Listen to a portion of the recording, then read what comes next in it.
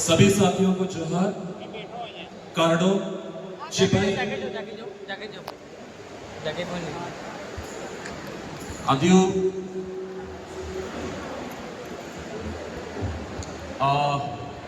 मेरा नाम doctor Benjamin बड़ा है। वर्तमान में संयुक्त राष्ट्र यूनाइटेड नेशन के साथ जुड़ा हुआ हूं और केवल भारत का नहीं, एशिया का नहीं, अब संयुक्त राष्ट्र ने मुझे पूरे विश्व के आदिवासियों को अध्यक्ष के रूप में घोषित किया। तो अब मैं लगभग विश्व के 200 देशों का प्रतिनिधित्व करता हूं। संयुक्त राष्ट्र के यूनाइटेड नेशन काउंसिल पर, यूनाइटेड नेशन जनरल असेंबली पर, United nation permanent forum on indigenous issues, ये 13 सितंबर जो आप लोग मना रहे हैं, जिसको मुझे अभी जाना है जेनेवा में, expert mechanism on rights of indigenous people, और साथ ही साथ अन्य कई आदिवासियों के मंच हैं, संयुक्त राष्ट्र के मंच हैं, जहां पर मैं अपने आदिवासियों के जल, जंगल, जमीन, संस्कृति और भाषा को लेकर के बातें रखता हूं।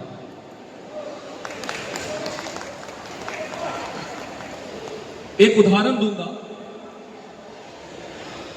बहुत सारा हमारे आदिवासियों के, केवल भारत के नहीं बल्कि विश्व के आदिवासियों में खनन की चर्चा हो रही है। जो अभी आप लोग सुन रहे थे कि माइनिंग है, माइनिंग के कारण हमारे देश के लोग, केवल भारत के नहीं, अफ्रीका के आदिवासी लोग, आप केन्या में जाएंगे, ऑस्ट्रेलिया में आदिवासी लोग, वहां पर परेशानी है।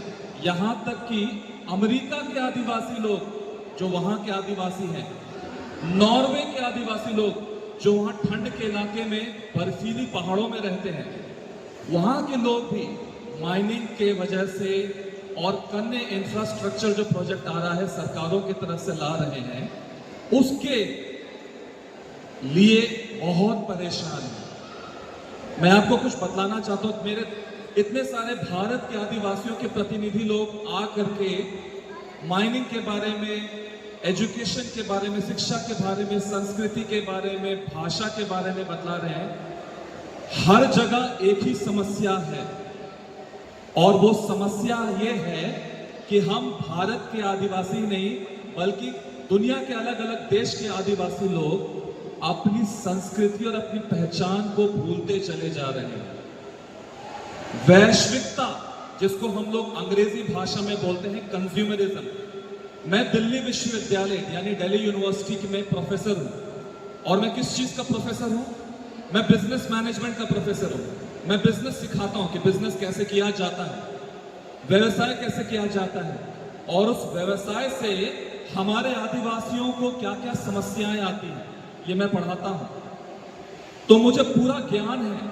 ये पूरा विश्व बिजनेस की वजह से चल रहा है, पैसे की वजह से चल रहा है। अगर ये बिजनेस को रोक दिया जाए तो शायद विश्व में शांति आ जाएगी। बिजनेस अगर मैं बोलूं, खनन का बिजनेस, कोयला का बिजनेस, बॉक्साइट माइनिंग का बिजनेस हो गया, खाने का बिजनेस हो गया, कपड़े का बिजनेस हो गया, जो हमारे आदिवासी ड्रेस अभी बाहर लग रहा है, और जो भी चीज आप अपने आसपास में देख रहे हैं, हर चीज में बिजनेस है। ये इतना बड़ा कार्यक्रम आयोजित हो रहा है इंडोर स्टेडियम में, ये भी बिजनेस है। हर चीज में बिजनेस है। बिना बिजनेस के दुनिया नहीं चल सकती। और इस बिजनेस में हम अपने आदिवासी अस्तित्व और अपनी पहचान को बचाना चाहते हैं। तो आज जितनी भी समस्याओं के बारे में बात हुआ कि आज पूरे विश्व में एक मंदी छाई हुई है, और वो मंदी है बेरोजगारी। विश्व में बेरोजगारी बहुत ज्यादा बढ़ गया है। दूसरी जो मंदी है भाषा। आज आप अपने बच्चों से पूछिए, युवाओं से पूछिए, वो अपनी मातृभाषा यानी कि अपनी आदिवासी भाषा नहीं जानते। मैं दिल्ली में हूं, दिल्ली के न जाने कितने युवा लोग भाषा नहीं जानते हैं, संस्कृति नहीं जानते हैं। और उनसे अगर पूछा जाए, क्योंकि आपका एक सवाल था कि महिला और युवा का योगदान, तो महिला और युवा किस प्रकार से अपने आप को प्रदर्शित कर रहे हैं, उनके लिए नाचना सबसे बढ़िया बात है। उनके लिए गाना सबसे बढ़िया बात है। और अगर अगल बगल थोड़ा सा हड़िया या दारू मिल गया तो उसी में वो लोग खुश हैं। ये नहीं जानते कि आने वाले दिन में वो अपना पालन पोषण कैसे करेंगे, शादी करके जाएंगे या व्यवसाय करेंगे तो कैसे करेंगे, कुछ नहीं पता। भविष्य जीरो है, भविष्य जीरो है। इस भविष्य में आज हम सब मिल करके हम आदिवासी अधिकार दिवस मना रहे हैं 12 और 13 सितंबर 2025 गोवा के इस इंडोर स्टेडियम में। यह बहुत अच्छी बात है कि जब हम सब लोग मिल करके, जहां विश्व एक ऐसी जगह पर जा रहा है जिसमें इंसान अपनी सभ्यता भूल जा रहा है, इस इंसान अपनी भाषा भूल जा रहा है, संस्कृति भूल जा रहा है, यहां तक कि अपना अस्तित्व भूल जा रहा है, उसको बचाने के लिए हम सब लोग एक मंच पर आकर के कम से कम अपनी आदिवासियत को जिंदा रखने के लिए काम कर रहे हैं। यह बहुत बड़ी बात है। मैं पूरे ऑर्गेनाइजिंग टीम को, आदिवासी समन्वय मंच, आदिवासी एकता परिषद को तहे हृदय से धन्यवाद देता हूं कि आप लोगों ने एक पहल छेड़ी है और आपके जरिए आप लोगों ने बहुत ज्यादा अपने लोगों को आगे बढ़ा करके आए हैं। और इस मंच से मैं भी जुड़ा हुआ हूं। इस मंच से जुड़ते हुए भी, आगे काम करते हुए भी मैं संयुक्त राष्ट्र तक पहुंचा हूं, अभी क्योंकि वो आप सबका ही आभार है। तो मैं बस आखिरी में यही कहना चाहूंगा कि मेरे प्रिय भाइयों और बहनों, बाप बड़ा ना भैया, सबसे बड़ा रुपया। सब कुछ गोल घूम करके रुपया में बीच में आता है और उस रुपये के बीच में कैसे हम अपनी संस्कृति, अपनी सभ्यता, अपनी भाषा को बचा सकते हैं, ये एक चुनौती है। हम आदिवासी समाज जब एक साथ आते हैं, एकता के बल में हम इस चुनौती से लड़ सकते हैं। युवा लोग जो आज बेरोजगार हैं, नौकरी नहीं मिल रही, आज हमें नौकरी तलाश करने की जरूरत नहीं होनी चाहिए।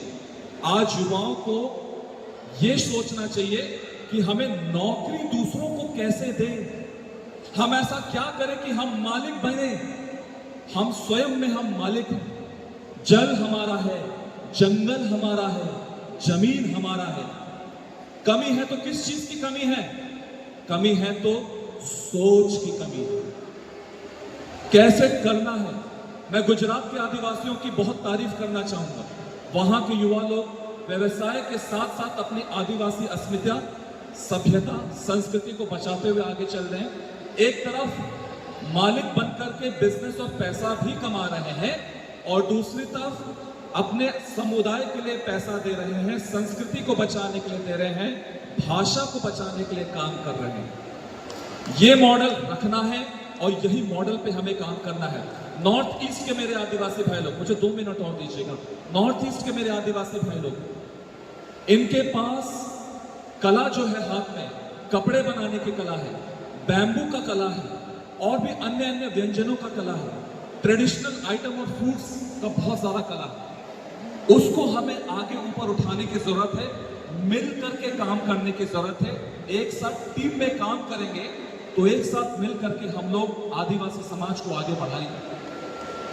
यह बहुत जरूरी है।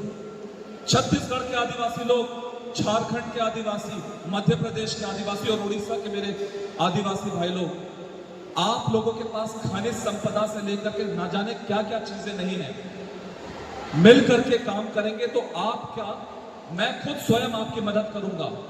जो कुछ भी आप लोग उपजाऊ करेंगे, मेरे खुद के कनेक्शन हैं। अंतरराष्ट्रीय स्तर पर अनेक अनेक देशों में मेरे खुद के साथी लोग हैं जो यहाँ का आम चाहते हैं, तरबूज चाहते हैं, कटहल चाहते हैं। हम उसको व्यवसाय करते हुए बाहर भेजेंगे। जो व्यवसाय का पैसा होगा वो आपके पास होगा। हम रुपए में नहीं कमाएंगे, हम डॉलर में कमाएंगे, हम यूरो में कमाएंगे, हम पाउंड्स में कमाएंगे। तो इसी के साथ मैं एक ही तरीके से कहना चाहता हूं, समस्या आपने बता दी, समाधान सिर्फ एक ही समाधान मैं आपको बता रहा हूं, अन्यथा समाधान तो बहुत है कि हमें एक साथ मालिक भी बनना है और दूसरे हाथ में अपनी संस्कृति, सभ्यता, पहचान, भाषा, इन सभी चीज को बताना है।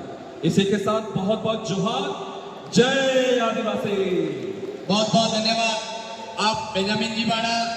निश्चित रूप से हम आदिवासी लोग जो है वो इस चरितार्थ से विपरीत और अतिदोन से